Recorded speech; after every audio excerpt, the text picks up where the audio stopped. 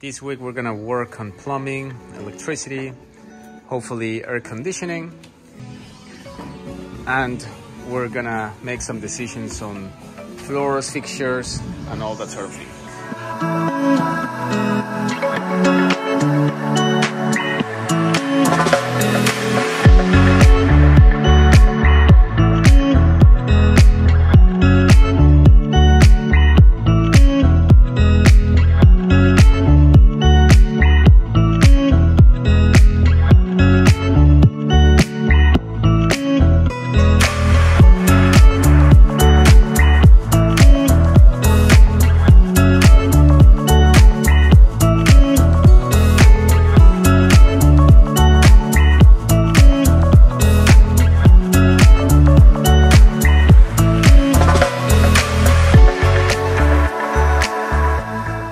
Priming and caulking on the house, and we also are doing the copper and the ducts of the AC.